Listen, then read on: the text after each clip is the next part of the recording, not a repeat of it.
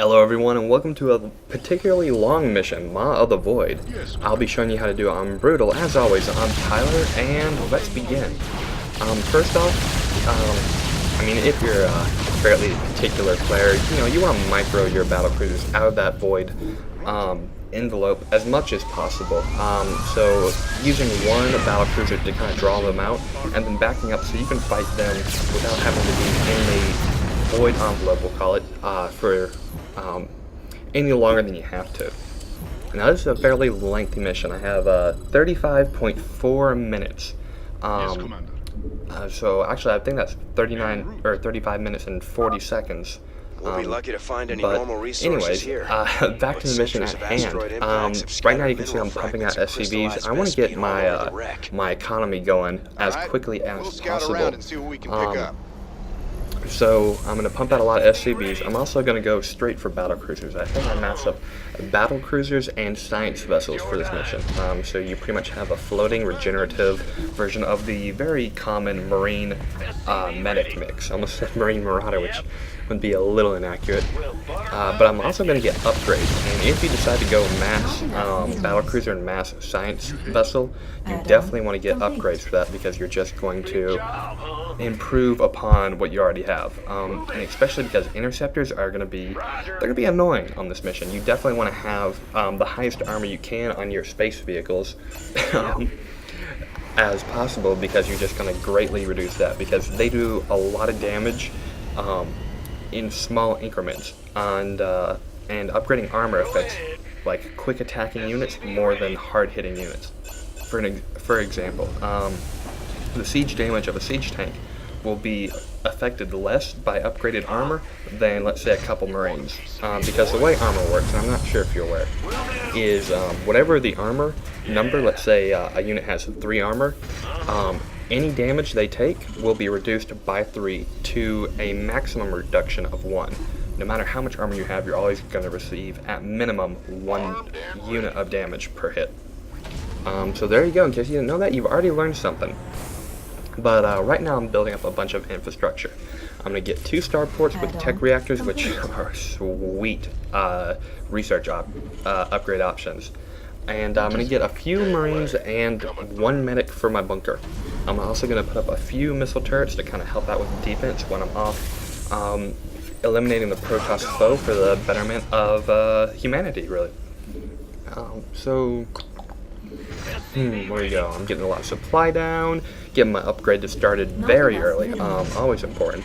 You definitely want to get those upgraded in your latter games too, particularly if your game's going on above 15 minutes, you want to start upgrades,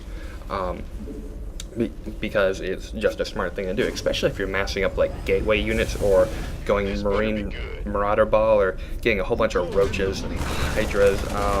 You definitely want to do that, take advantage of it for sure. So after the first attack with Protoss, I usually tend to, and I'm not sure if I did on this one, but push out.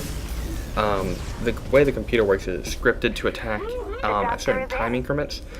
So as soon as you beat back one attack, you have the largest window to go and cause mayhem and all that fun stuff. So it does look like I'm pushing out over here, and I'm being told to use a Yamato cannon. I'm going to save my energy, even though it would go into waste. Or not, I'm going to nuke that little thing anyway. Yamato cannon is one of my favorite abilities in the game, although I do have to say the science vessel is pretty sweet. Having those little, like, disposable nanobots to go ahead and repair machines, it's fantastic. But I'm pushing out. The sooner you get rid of the Protoss expansion that I'm taking out right now, the more minerals you'll have for the entire game, because as time goes on, he's going to mine, and there'll be less stuff for you to eventually mine. Also, a fairly good way of getting resources in this mission is to pick up everything that's on the ground. There's a lot of scattered mineral things that you just have to walk over with the ground unit to pick up. And fun trick, you can actually use a mule to pick those up. So you can drop a mule wherever you want on the battlefield. There's no restrictions there. So you can actually just, when you see one, make sure you have visibility and drop. And money, just like that. It's literally turning energy into money. So I've got the prompt. I've learned about these Protoss guys, Dark Templar, And fun fact, Protoss units will not take damage within the radio tower dome envelope. However, if you knock out their shields, they will take damage. So that's what separates them. So a unit, if you knock down its shield, you've essentially given it a damage over time effect that will eventually kill it as long as it remains in the envelope. So really, if you're just struggling, if you're going to go harass, knock out their shield and run back. And give it some time and you'll have a win. Fun fact about bunkers, I mentioned this in my other videos, but seeing how those are low-level videos and not a lot of you may have been, looking at my videos until you're further in the campaign. Excuse me there. If you put 5 Marines in a bunker and 1 medic, you can use stim pack as much as you want because the medic will heal units in the bunker. It's fantastic, really. You have no excuse not to use stim. You can also add in marauders because they can be affected by stim, but I like Marines because they're quick attacking and they're flexible on ground and air, whereas marauders you're really counting on a ground attack only. So what I'm showing you here isn't exactly the quickest way to go ahead and do the mission. However, it is by far the most stable. There's no reason you can't handle this mission at all. Because essentially, the whole thesis of the style is to use up every resource possible, finish building, spend all your money, pump out this huge ball of battle cruisers and science vessels, and then you're going to push. And when you push, you're going to use your Yamato cannons and you're going to decimate everything. When you're out of Yamato cannon energy and out of science vessel energy, you're going to pull back and let that energy recover. And you do that once, and you might actually beat the mission there. But if not, pull back and just, wait 5 minutes or however long it takes. Go Alt-Tab and do email or something like that. I don't know. I don't care. Do that, wait a few minutes for energy, and then push again. Because even if you get attacked when you're alt-tabbed, and let's say only 3 battle cruisers spawn, you're going to have science vessels attacking them up. So they're going to be fine. So that's what you have to do, is pretty much pull through. A lot of people get intimidated by this mission because you have to worry about damage over time, and by the way, I'm failing hard because I'm fighting inside that radiological fallout shield envelope. I still haven't figured out a good name for that. And like a fool, I'm actually doing a ton of damage to myself. However, I do realize this, and it's not too late. Battle cruisers are amazing versus ground, and they're very good against air. And even big units with a lot of hit points, Yamato cannon. They're fantastic units, and if you ever see a fleet flying towards you of battle cruisers, you're in for fun. There's not a lot you can do because they have burst damage, they have hit points, they can do great damage. They're fantastic for everything. But somehow a unit has come through and, oh wow, look at that, not a problem at all. And if you look at my Marines in the bunker, they have taken damage, however there's no medic in there. So just drop 1 medic in there and you're done. And I think I'm going to leave all but 1 or 2 of my SCVs back in my base to finish out that mineral patch and mine gas. And I'm going to be transferring the rest up here to my forward base, which is now the only base with money in it, which is important.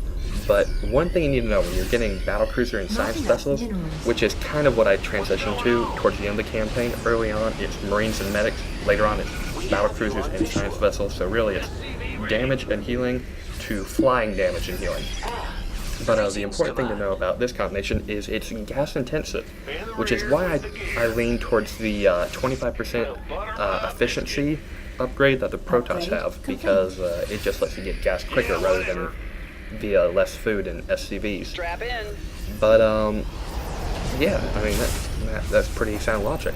I'm going a build that requires a bunch of gas. I'm gonna get gas early, and I'm gonna get whatever I can to enhance my gas collection rate. Now, one thing you want to keep in mind is that if you let your science vessel do all the healing, it's gonna be a huge drain on energy, and when the actual battle starts, you may not have energy because you spent all of it healing up from the previous encounter. So don't hesitate to pull 2 SCVs offline, with 1 void ray and 2 tails in an actual attack. That'd be a pretty fearsome, attack. But with battle cruisers, not a problem at all. I actually tell my battle cruisers to focus on the carrier, because if they spend all day attacking the interceptor, it doesn't feel as efficient. Because I can heal, I figure, I'll take the damage to get the fight over with sooner. But like I was saying, as you can see, my science vessels are completely depleted on energy. So I really need to use more SCVs to kind of fill in the gap of healing. So I think at one point I actually turned off my science vessel healing. It's actually auto-cast, by the way. So if you find the icon on there, you can right-click it, and there'll be a glowing like worm on the outline. There you go, you saw right there on the outline of the unit frame. And if you right-click it, it'll go away, and the ability is no longer on auto-cast. But now we see that I'm finishing up my transfer. My upgrades are pretty far along. I have, it looks like +2 weapon, +1 armor. So not bad, especially coming from one armory. Alternatively, it looks like you do have the economic ability to fund 2 armories going up at the same time. Whether you want to get upgrades a little bit faster or have like 1 or 2 extra units, oh, there's a fail load, have 1 or 2 extra units on the field, completely your choice. Here's your stop. What else? Okay, here's a little bit of a theory when you're building units. If you're high on gas and you're going my build, you want to get science vessels because they cost for every 1 mineral that unit costs, it'll cost 2 gas, which is actually extremely intensive. There are very few units that are that gas intensive. By contrast, battlecruisers are, I want to make sure I get this right, I think they're 400 minerals to 300 gas. So they're 4 to 3, which is, it'd be 0.75 gas per mineral, I think. And, yeah, I think that's right.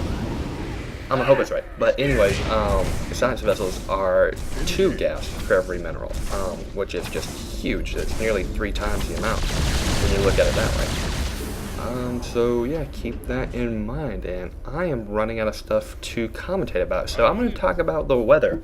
The weather's actually been pretty nice here. I had to go out to a biochemistry lab the other day, and for the